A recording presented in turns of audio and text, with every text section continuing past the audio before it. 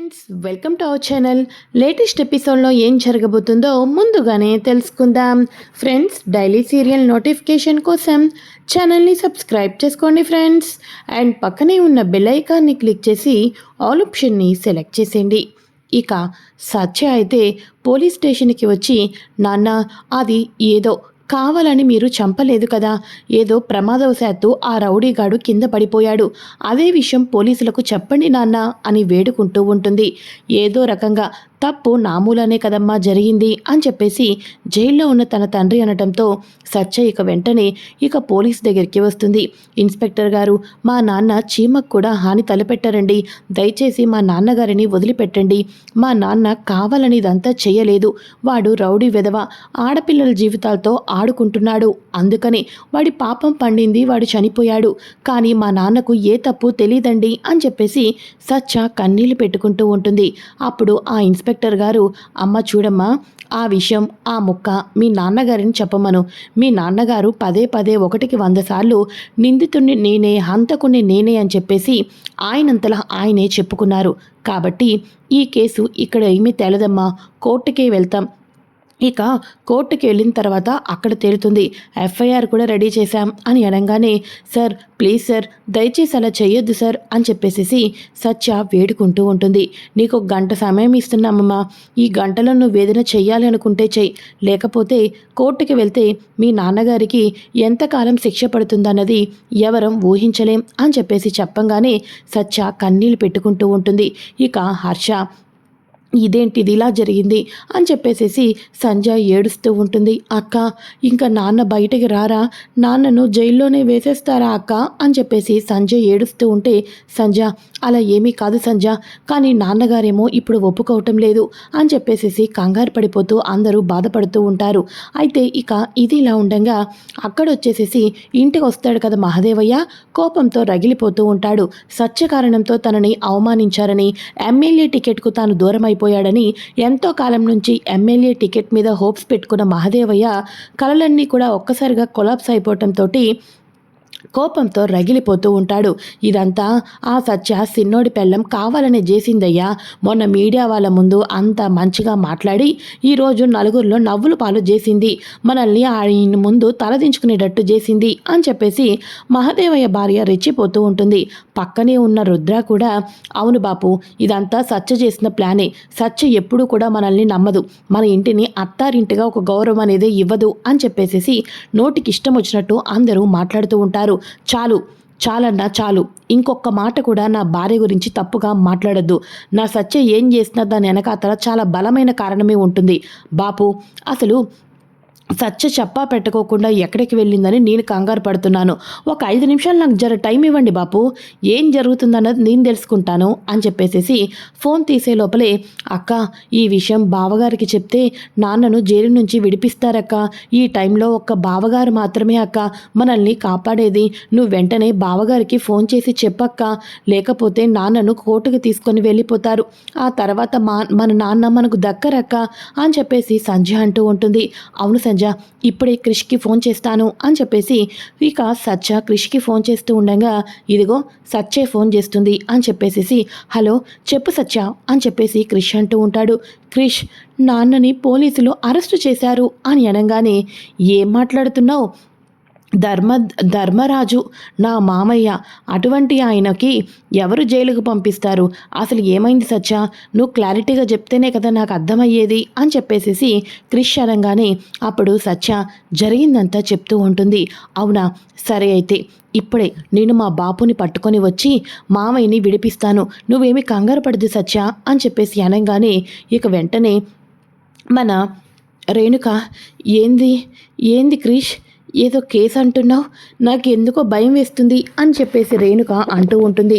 బాపు, సత్య మనకి చెప్పకుండా పోయిందని మనం ఇప్పటిదాకా కంగారు పడ్డాం కదా, కానీ సత్య ఎందుకు వెళ్ళిందో తెలుసా, వాళ్ళ నాన్నను పోలీసులు అరెస్టు చేశారంట, ఇక కాళీగాడు చచ్చాడు, ఆ విషయంలో నాన్న వాళ్ళ నాన్న పోలీసులకు లొంగిపోయారంట.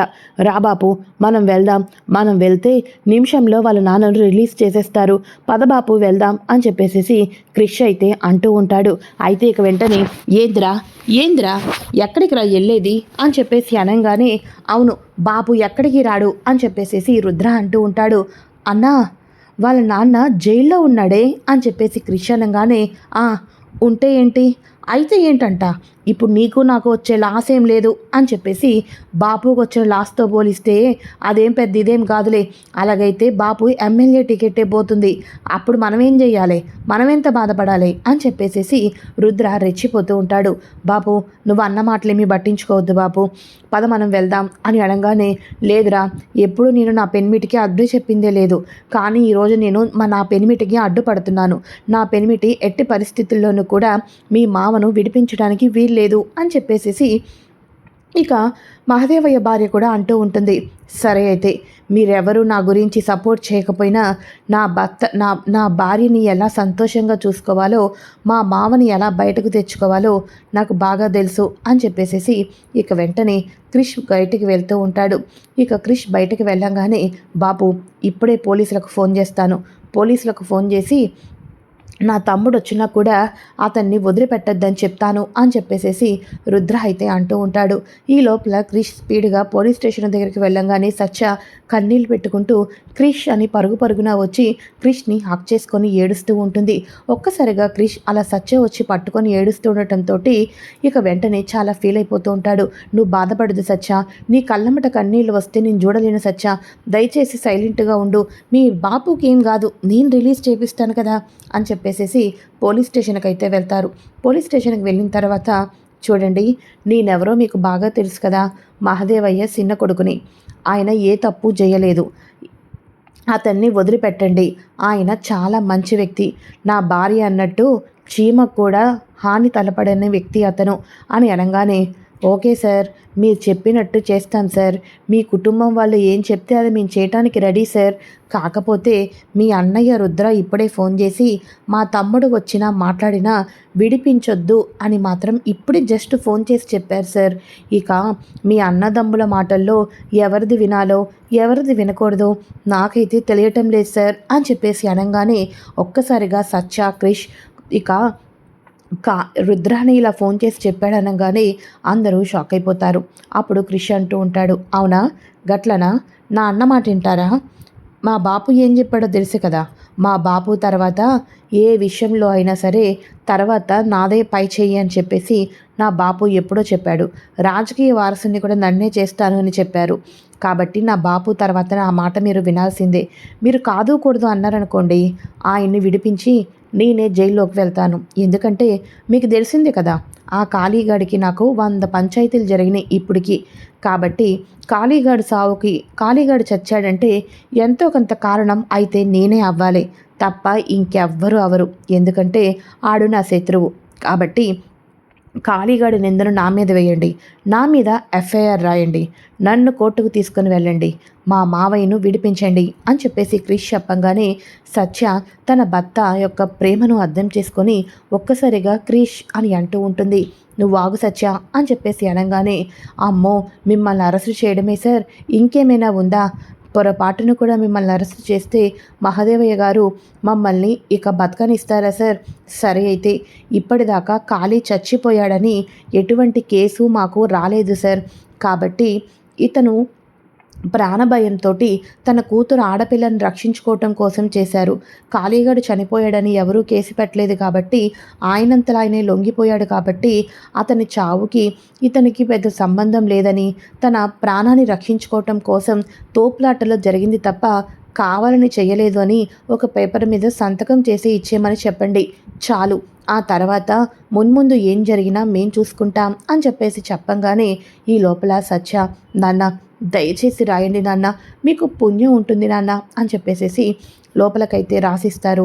ఈ లోపల మహదేవయ్య అక్కడ కోపంతో రగిలిపోతూ ఉంటాడు.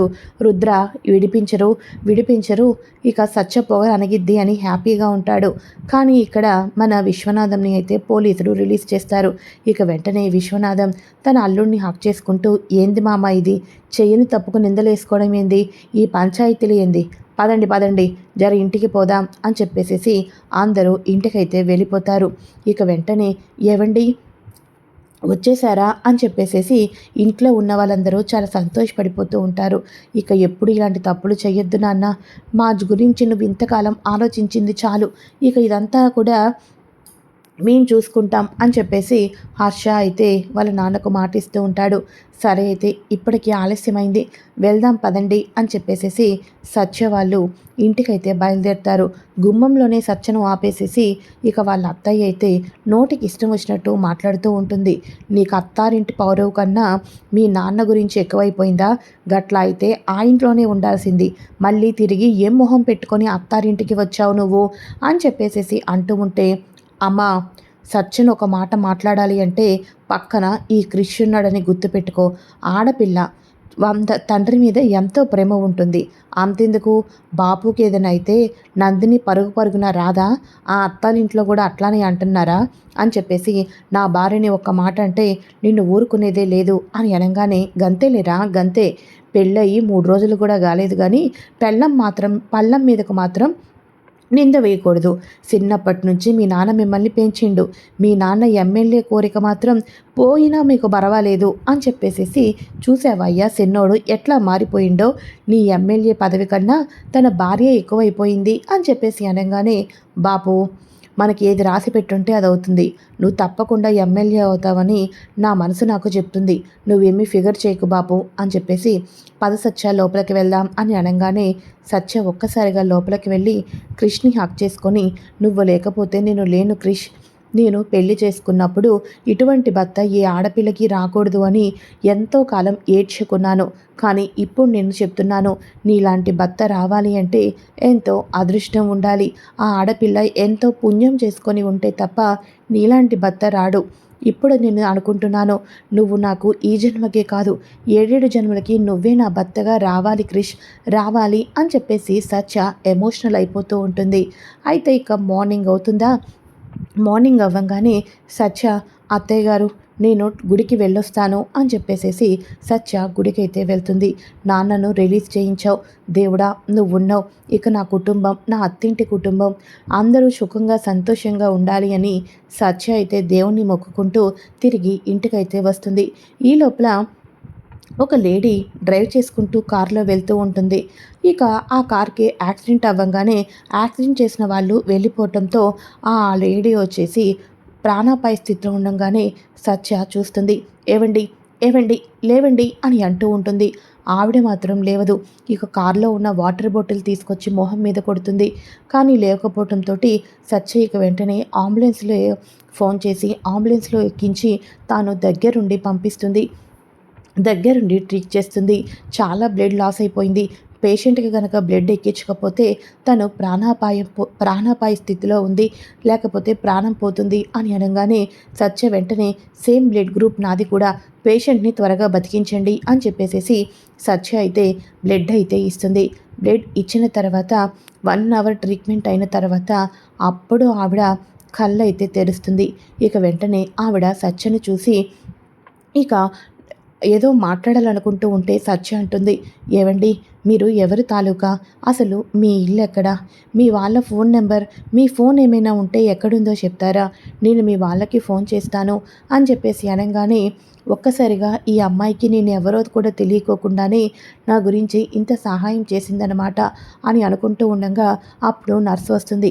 మేడం గారు, ఈవిడ మీకు ఏమవుతుందో తెలియదు కానీ మీరు గనక ఈరోజు ప్రాణాలతో ఉన్నారు అంటే అది ఈవిడ పెట్టిన భిక్షే అండి అని నర్స్ కూడా చెప్తుంది. ఈ లోపల యాక్సిడెంట్ విషయం తెలుసుకున్న ఇక ఆ రాజకీయ వ్యక్తి అయితే వచ్చేస్తాడు. ఎవరంటే మహదేవయ్యకు ఎమ్మెల్యే సీట్ కోసం లంచ్కి పిలుస్తారు కదా, అతని భార్యకే యాక్సిడెంట్ అవుతుంది. సత్యకు వాళ్ళెవరో కూడా పూర్తిగా తెలియదు. అతను సత్యను చూసి షాక్ అయిపోతాడు. ఇక వెంటనే, ఓహో మీ వైఫేనా అండి, సరే అయితే మా ఇంట్లో వాళ్ళు వెయిట్ చేస్తారు, పేషెంట్ అవుట్ ఆఫ్ డేంజర్, నేను వెళ్తాను, డిశ్చార్జ్ చేస్తారంట, జాగ్రత్తగా చూసుకోండి అని చెప్పేసి సత్య చెప్తూ ఉంటుంది. ఒక్క నిమిషం ఆగమ్మా, నా భార్య ప్రాణాలని కాపాడావు నువ్వు అని అనగానే అప్పుడు నర్సు వచ్చి రక్తం కూడా ఇచ్చి కాపాడిందండి అని అనగానే ఇక వెంటనే సత్య, ఇందులో ఏముందండి, ఇక మానవత్వం అంటే ఇదే కదా, అయినా మనం ఒకరికి మంచి చేస్తే దేవుడు మనకి ఎప్పటికైనా మంచి చేస్తాడు. ఆపదలో ఉన్న వాళ్ళని కాపాడడం అది మన ధర్మం, మానవత్వం కూడా అని చెప్పేసి సత్య అంటూ ఉంటుంది. ఇంతకీ నేనెవరో నీకు తెలిసినా అమ్మా అని అనగానే, అయ్యో నాకు మీరెవరో తెలియదండి, తెలిస్తేనే సహాయం చేయాలా చెప్పండి అని చెప్పేసి సత్య అయితే వెళ్ళిపోతుంది. ఇక సత్య ఇంటికి వెళ్ళంగానే మళ్ళీ ఏం పంచాయతీలు చేసుకొని వచ్చిందో మహారాణి, ఎంత ఆలస్యంగా వచ్చింది, ఎవరో రోడ్డు మీద ఏమైపోతే దీనికేంటో అని వాళ్ళ అత్తయ్య తిట్టిపోస్తూ ఉంటుంది. అయితే ఇక ఈవినింగ్కి ఆవిడ డిశ్చార్జ్ అవుతుంది కదా, అంతా కోలుకోవటంతో తిన్నగా మహదేవయ్య కుటుంబానికి ఎవరైతే లంచ్కు పిలిచారో పార్టీ ప్రెసిడెంటు, అతను తన భార్య ఇద్దరూ ఇంటికి వచ్చి పువ్వుల్లో పెట్టి మరీ ఎమ్మెల్యే టికెట్ అయితే మహదేవయ్యకి ఇస్తారు. ఒక్కసారిగా మహదేవయ్య షాక్ అయిపోతాడు. దీని అంతటికీ కూడా కారణం మీ చిన్న కోడలు సత్య. మీ కోడలు లేకపోతే నా భార్య ఉండేది కాదు, నా రాజకీయ ప్రస్థానమే ఇక ముగిసిపోయి ఉండేది అని చెప్పేసేసి ఒక్కసారిగా సత్య గురించి చెప్పంగానే, ఏంటి మీరు పార్టీ ప్రెసిడెంట్ గారా అని అనగానే, అవునమ్మా, మేమని తెలియకపోయినా నువ్వు సహాయం చేసావు, నీది చాలా గొప్ప మనసు అని చెప్పేసి ఇక సత్య చేతుల మీదుగానే వాళ్ళ మావయ్యకు ఎమ్మెల్యే టికెట్ అయితే ఇవ్వటం జరుగుతుంది. ఇది ఫ్రెండ్స్ లేటెస్ట్ ఎపిసోడ్. ఈ వీడియో కనుక మీకు నచ్చినట్లయితే లైక్ చేయండి. నెక్స్ట్ ఎపిసోడ్ కోసం ఛానల్ని సబ్స్క్రైబ్ చేసుకోండి. Thanks for watching friends. Bye.